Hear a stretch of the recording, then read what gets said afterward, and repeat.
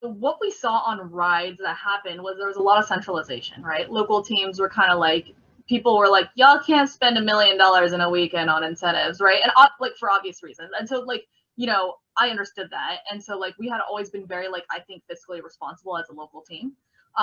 But they basically were like, okay, this is wild. Like we have like a billion different teams doing like a million different like things. And so we need to kind of get this under control.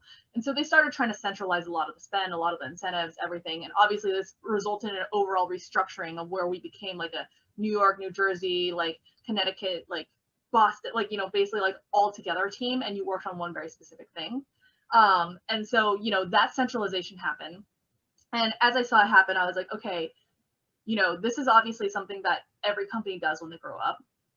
And instead of being the person who's being centralized, which I'm sure like a lot of people will have experience like down the line, I was like, how do I become the person who's actually doing the centralizing? Like, how do I join, like, do I join the central team and like figure out how we actually like make decisions, not just as an individual local market, but how do we build a scalable solution? And so that's what really appealed to me actually about the funnel team, like driver acquisition team, basically for UberEats is, at the time, referrals, paid media, everything, all the spend was like kind of like every local market did whatever they wanted.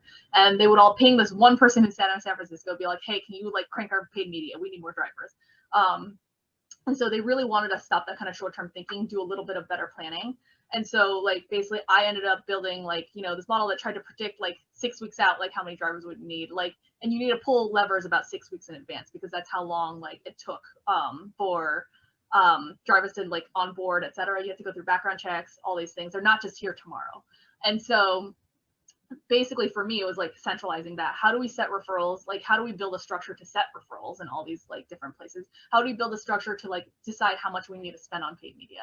And then the channels, like, I kind of left that to a lot of the channel managers in terms of how to divide that budget. But like every single city, like I would negotiate with the city also. Like, you could do it in 2 different ways. You can just be like, I'm doing this, I'm dropping the hammer and I don't care what you say. But having been on the other side of being centralized, I was like, these people actually have a lot of localized knowledge and they spend more time than me, like thinking about this market than like they spend more time than anybody else thinking about this market. And so like trying to actually work with them and like create that process to actually centralize it, I think was like probably one of the biggest projects I did there. And I thought was really awesome. Amazing.